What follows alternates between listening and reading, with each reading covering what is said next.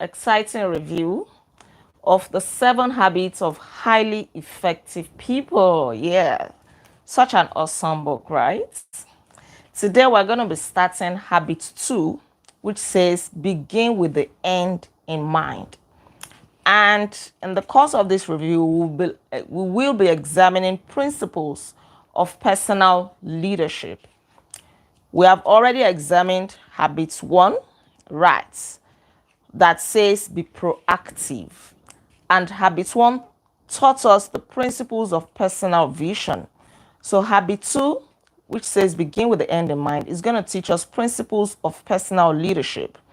Oliver Wendell Holmes says that what lies behind us and what lies before us are tiny matters compared to what lies within us.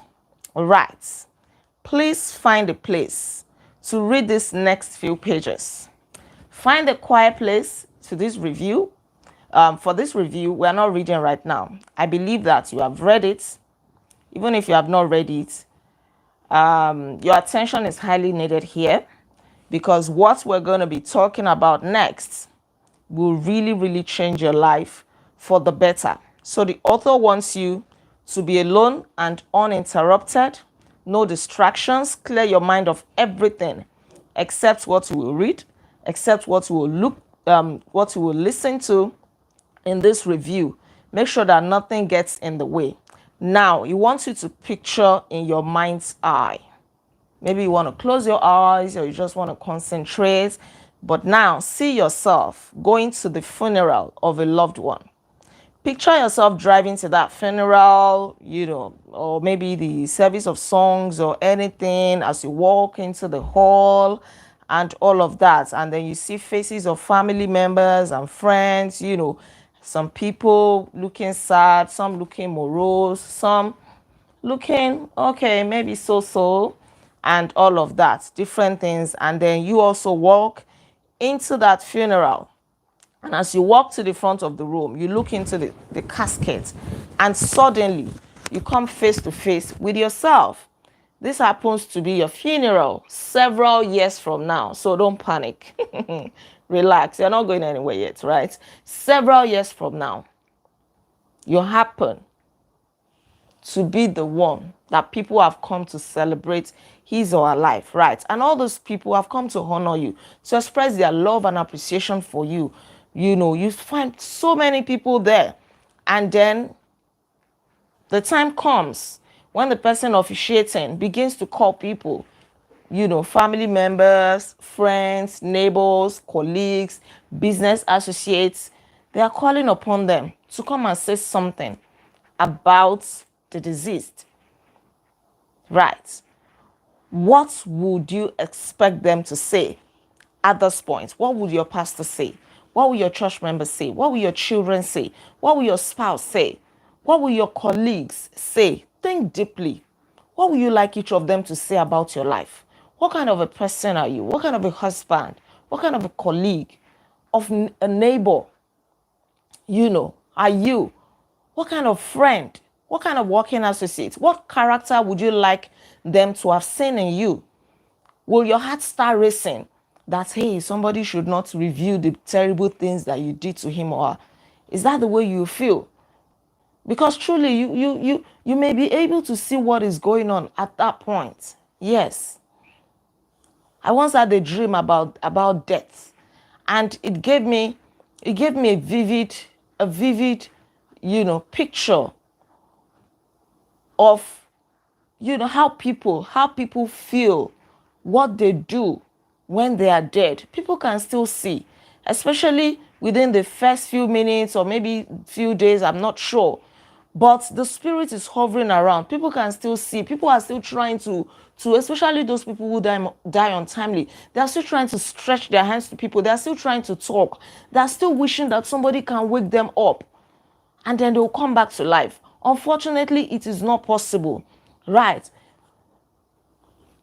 People can still see, but it's only the dead that will be seen, trying to motion to people, trying to talk, but other people cannot see. So somebody can still be aware of what is going on. So at that point, is your heart going to be racing? Of course, the heart is no more beating, but let's just put it that way. Are you going to be scared that, hey, this person is going to say all the terrible things I did, this person is going to say bad things about me, and all of that? What kind of character would you like them to say that you possess? So before you read further, take a few minutes to jot down your impressions. You may want to put it in the chat box if you want to. It's not compulsory. But after this review, I really want you to go back to this, right? It will greatly increase your personal understanding of habit 2 that we're looking at tonight. What does it mean to begin with the end in mind? This picture or this exercise that the author has asked us to do should have given you an idea by now. Begin with the end in mind. Right. If you participated seriously in this visualization experience, you touched for a moment some of your deep fundamental values. You established brief contact with that inner guidance system at the heart of your circle of influence. Consider the words of Joseph Addison. I'll read it. It says, "When I look upon the tombs of the great, every emotion of envy dies in me. When I read the epitaphs of the beautiful, every inordinate desire goes out. When I meet with the grief of parents upon a tombstone, my heart melts with compassion. When I see the tomb of parents themselves, I consider the vanity of grieving for those whom we must quickly follow. When I see kings lying by those who deposed them, when I consider rival wits placed side by side, or the holy men that divided the world with their contests and disputes, I reflect with sorrow and astonishment on the little competitions, factions, and debates of mankind. I want to be this, I want to be that, I want to be successful, I'm greater than you, and all of that. All of those things that we're engaging. When I read the several dates of the tombs of some that died yesterday and some 600 years ago, I consider that great day when we shall all of us be contemporaries and make our appearance together. Nobody wants to die, but whether we face this truth or not, we're all going to live one day, right? So when that time comes, what is going to be the testimony of the people around you? Because you cannot correct any wrong at that time. Although habit 2 applies to many different circumstances and levels of life, the most fundamental application of this habit of begin with the end in mind is to begin today with the image, the picture, the paradigm of the end of your life. And let this be the frame for everything that you do. Every time you remember this visualization that we just had, this scenario that one day you are going to leave, and then you'll be left. What will be left is for people to say things about you. They will say good things, some will say bad things, but what kind of things do you really want them to say? That is living with the end in mind. What do you want at the end of your life? What will become of it? Let that be your guiding principle. Let that be the basis of your behavior, your speeches, your actions and inactions, your efficiency, your effectiveness, and so on. Right? Because each part of your life, today's behavior, tomorrow's behavior, next month's behavior, all of those things that accumulate into who you are, can be examined in the context of the whole. The little things you do every time, the small lies, or the small integrity, honesty, is building up, and people can see it. So whatever you do should not violate your values. It's not like you are living for people, for their validation or whatever. You are doing it for your own good. There is a kind of person that you want to be. Start having that self-will to let your actions align with what you want to be, what you want at the end of your life. In your old age, is it that nobody will want to come close to you? Everybody is going to abandon you because of what you have been doing. That is living with the end in mind. So it's not just about death. It's not just about when you leave this world. Even in your old age, when you retire, or maybe when you need help. Maybe the job that you are doing now that is making you proud, when that job is no more, Will people want to come around you? Will they want to help you? Will they want you to still be a part of their association? That is living, with the end in mind. So everything that you're doing should inform that. It is incredibly easy to get caught up in an activity trap in the busyness of life. I'm working harder, I want to be successful. But so many people are busy, very busy, without being very effective. They are just doing things. Most times we don't even pay attention to the things that we do. We just go through life every day. We go through our work, we get stuck in traffic, or we take the children to school and all of that. But we don't pay attention to the little things that we do that will speak at the end. When I was a teenager, a man came to preach in our church, and I can never forget. The man said, do the work that speaks after death, right? So whether it is good works or bad works, your works will definitely speak after death, right? So don't be busy doing nothing. People find themselves achieving victories, but at the end of the day, they feel empty. Successes that have come at the expense of things, at the expense of their families. We have doctors, academicians, actors, politicians, business professionals, athletes. They struggle to achieve a higher income, more recognition, promotion. From a doctor, they want to become a professor, and so on. Right? But at the end of it all, they are blinded to the things that really matter most. Until those things are gone, some are blinded to their families. They don't bond with their children. They keep shouting up and down, hey, go and sleep, go and do, I want to finish this paper, I want to publish, I want to do everything. Oh, I want to achieve this, I want to be the best footballer. But how different can our lives be when we really pay attention to those things that matter to us? If you carefully consider what you wanted to be said of you in the funeral experience that we painted, you will find your definition of success. It is not about the things that you possess. It is not about money. It is not about fame. It is about impact. It is about what people will say of you. And I think that is very important if we start living with this consciousness. Now, I really want us to look at this. All things are created twice. This is a powerful teaching here. All things are created twice. Begin with the end in mind is based on the principle that all things are created twice. There is a mental or first creation, and then a physical or second creation to all things. Anything that you see today started in the mind. It started as a thought. It was first conceived in the brain of somebody. For example, if you want to build a home, you don't just go to the site and then start putting bricks upon bricks, right? What will you do? You first of all picture the kind of home or house that you want to build. Is it a 2-story building? Is it a bungalow? Is it a mansion? And then you draft something, or you get an architect to draft something like a plan of the house that you want to build. Before ever at all it goes into physical manifestation, before you call the laborers and they start building. That is exactly the way it is. When I was to start this reading club, it started as a thought. Oh, people can actually come together. Maybe we can read. I just thought that, oh, some people struggle reading on their own. They don't find reading interesting. And they really, really want to read. They want to develop the reading culture. And then I said to myself, let me find a few people that we can always read with. I have strength in this area. I can always help people who are weak in this regard. And then Bible says iron sharpens iron, right? We can rub minds together, we can come together, and that way it started as a thought. And today we are here, right? So what are you creating? Even if it has to do with your business, you must sit down.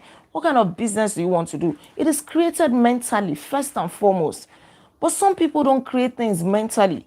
They just want to go ahead to the physical manifestation. That is why a lot of people fail. That is why so many businesses fail. People don't come up with a business plan. If this business does not succeed in the first 3-6 months, what can I do? If I cannot pay my workers, do I have any backup plan? What exactly do I want out of this? What are my strategies? It doesn't mean that you be rigid, but at least you have a plan, you have a roadmap. You have a clear mental picture of what you want. The same is true with parenting. If you want to raise responsible and self-disciplined children, then you have to keep the end clearly in mind. You don't want to treat your children in a way that they will resent you when you are grown up. When they are grown up, I mean. And when you become old, they don't want to come close. So how do you want them to treat you when that time comes? It is not about the immediate. That's what we're talking about. It is very easy to get caught up in the now, the things we are doing. Oh, go and sleep, you beat them. Because those are quick fixes. And then the child is damaged inside. The child feels unloved. The child feels that you are too harsh. It is not a one-off behavior, right? You do it repeatedly. And so every day that you do this, you are sowing a negative seed into the life of that child. The child is resenting you little by little. The child feels unhappy, feels unheard, feels unloved. And then in your old age, when you need this child the most, not necessarily that you need the child's money, you just need the child to be around you, for that child to bring his or her children close, that is your own grandchildren. Nobody wants to go close. You are left there alone. They'll be sending money to you, but they don't want to come and play with you. So think about that end from the beginning. Even if you are not married, what kind of marriage do you want? The person you are dating now, you're already seeing some signs. Think about the end from the beginning. Yesterday, I think the news came out that Osinachi, this popular Nigerian singer, who died, I think in 2022 or so, that her husband has been sentenced to death by hanging, right? It's a pathetic story because in this case, the children are victims. But it is possible that she saw some signs when they were dating. Thank you, Ekueme. The lady that sang Ekueme, Ekueme. You know, her death was very painful. I can never forget. Such a talent, cut short in her prime. Her life was cut short in her prime by her own husband. She's been going through torture, abuse. She remained there. She would not even speak up. Sometimes you think, oh, what will people say? I'm a gospel singer. I'm a choir in my church. Won't they, say all kinds of bad things about me and all of that? If she had thought of the end from the beginning, who knows? Maybe she will still be alive. So always think of the end from the beginning.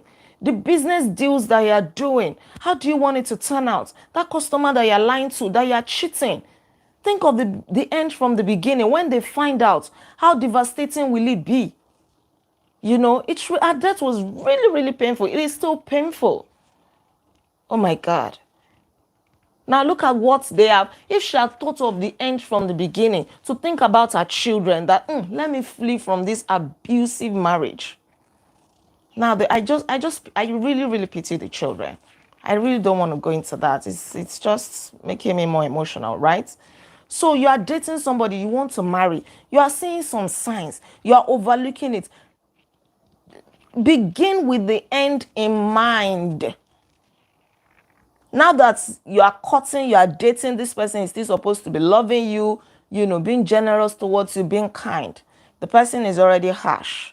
One slap today, one hit tomorrow, main words here and there, pulling you down and all of that, telling you when you become my wife, you sit down at home, you not go anywhere, you two are laughing sheepishly. And when the time comes, feel like, oh, I should have known. Think about the end from the beginning. Begin with the end in mind. I don't want to sound like a preacher, but that's what we're looking at. So this principle can be applied to different areas of life. You just think about it.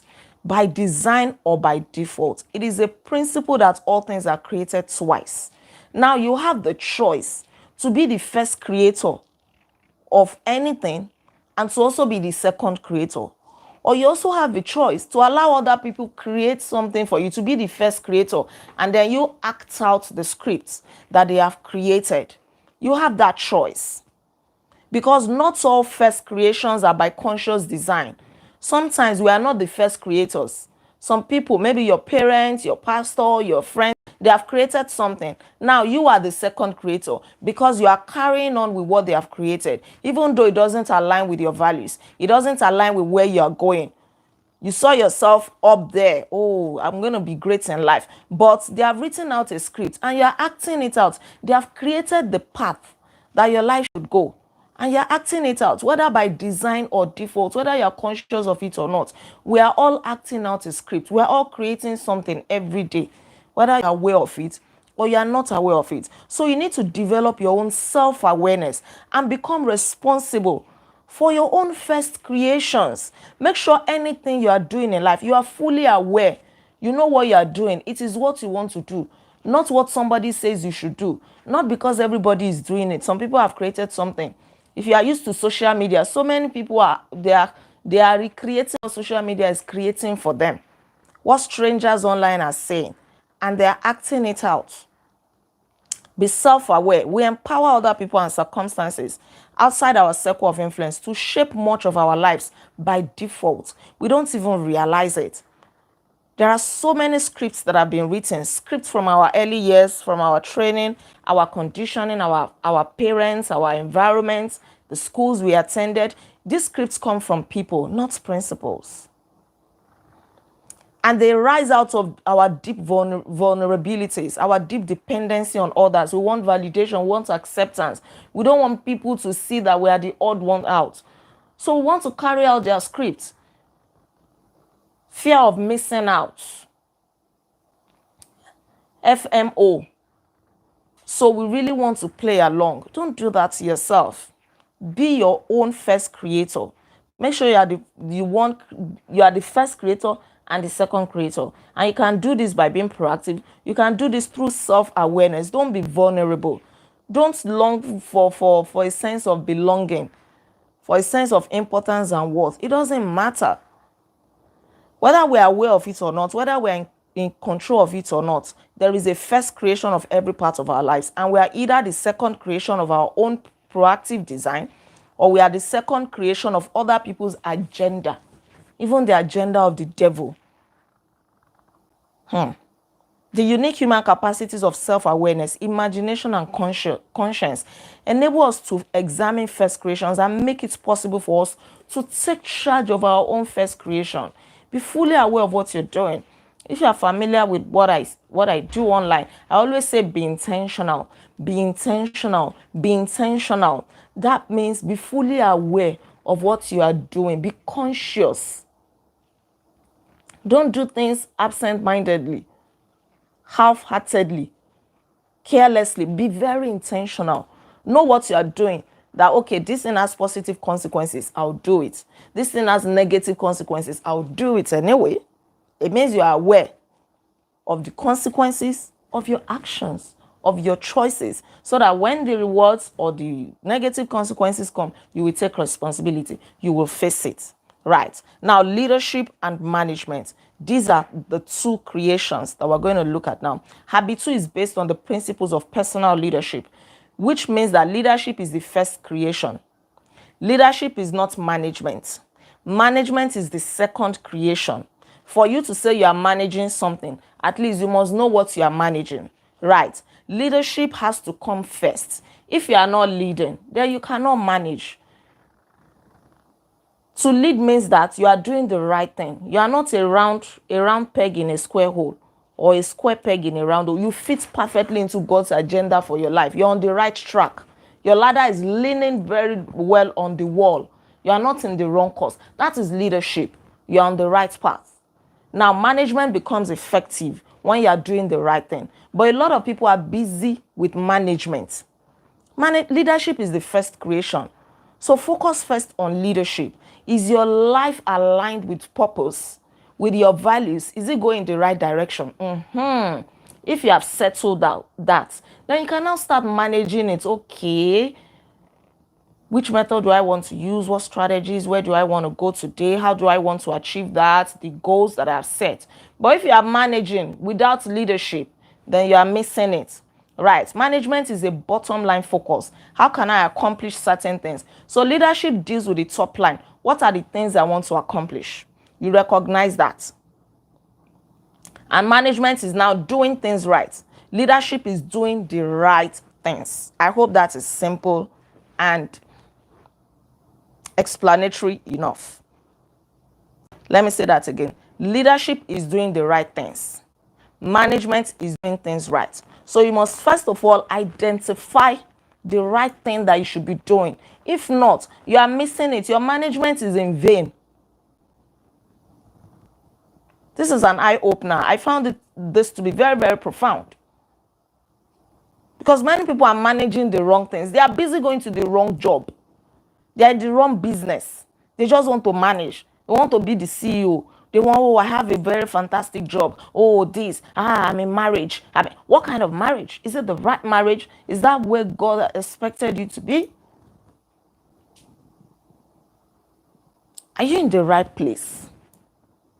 That is the first thing you should be concerned about.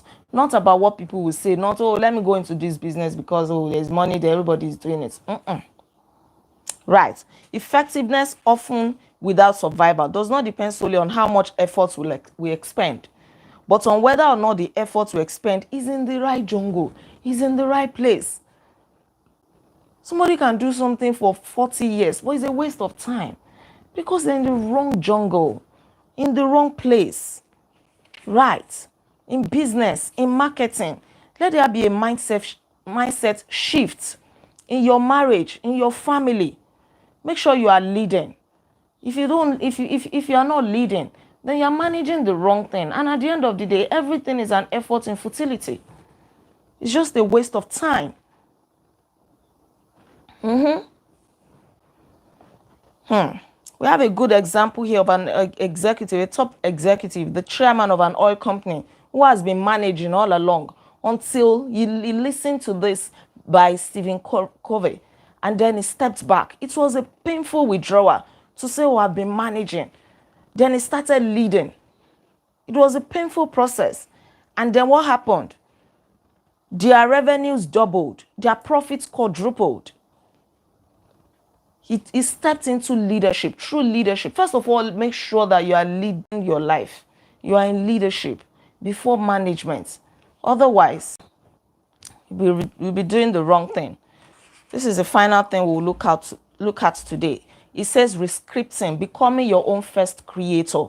As we previously observed, proactivity is based on the unique human endowment of self-awareness. And the two additional unique human endowments that enable us to expand our productivity are number one, imagination, and number two, conscience. Through imagination, you can picture your future. You can picture the end from the beginning. You can visualize things, even things that are not yet in existence. You can imagine them. You can see yourself in another country. You can see yourself standing in front of a crowd as a public speaker. You can see yourself with the president of any country.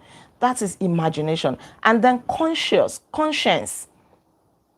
The realization that you're doing the wrong thing or the right thing. Right, that is your conscience. And your conscience aligns with natural laws, with principles. You cannot separate them.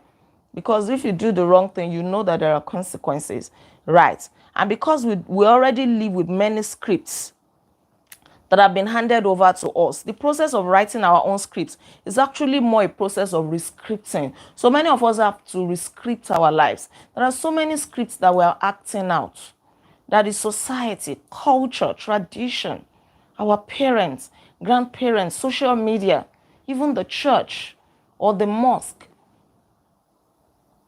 have handed over to us. We have to now go through the process of rescripting.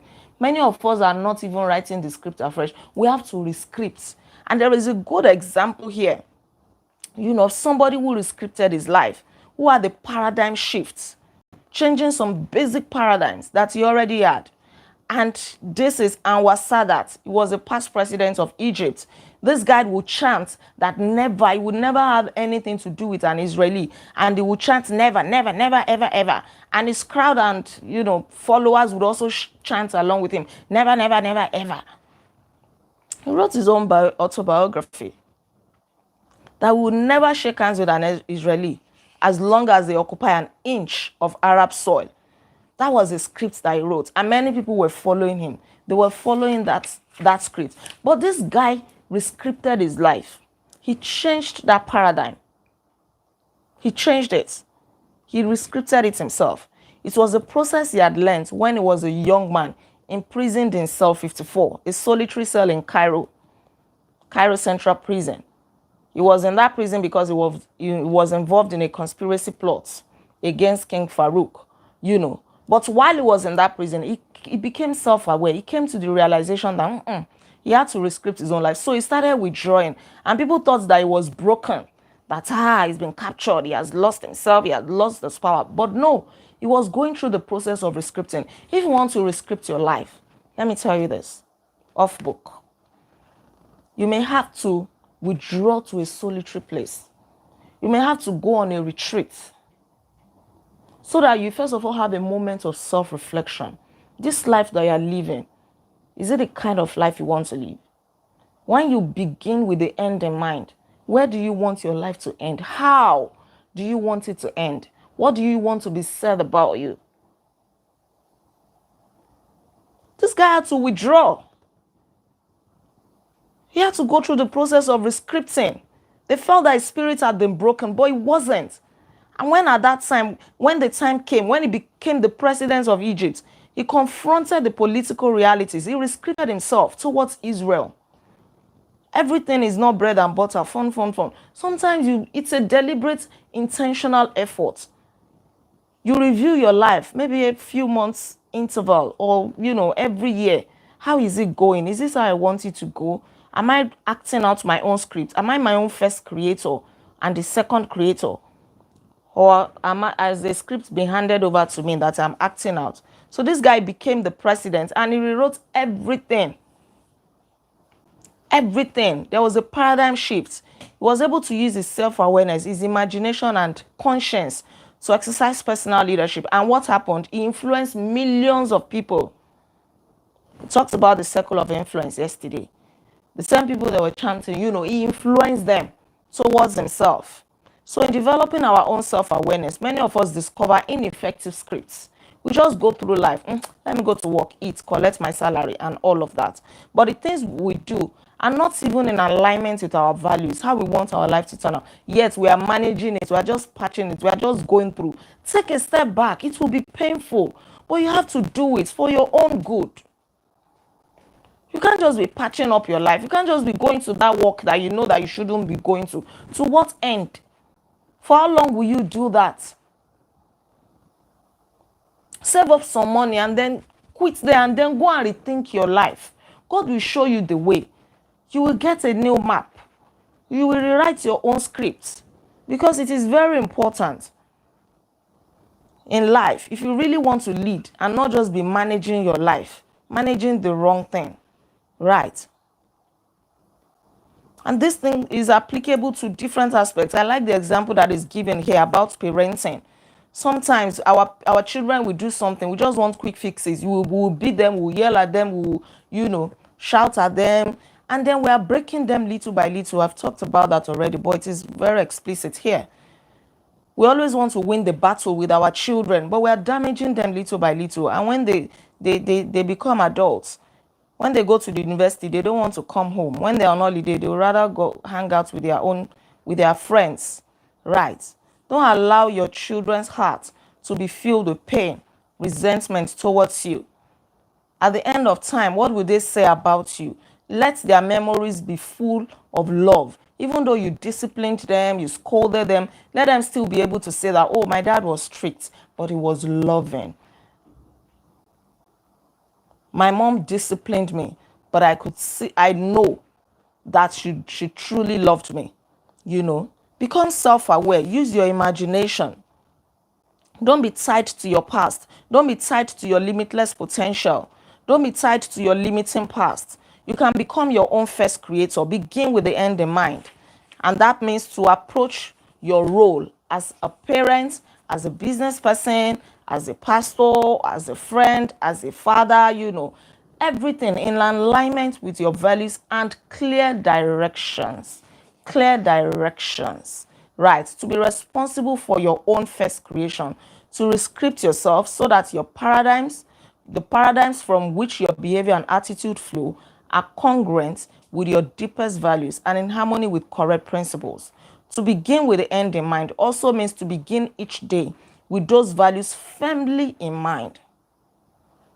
Then, as the vicissitude, as the challenges of life come, you can make your own decisions based on those values. You can act with integrity. You don't want to react to the emotion, to the circumstances around you. You want to be truly proactive, value driven, because your values are very, very clear. You know what you want.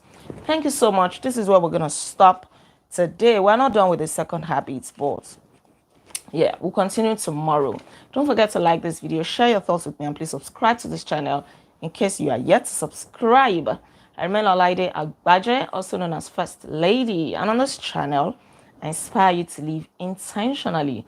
I'll come your way again tomorrow by God's grace. Until then, be intentional. Bye.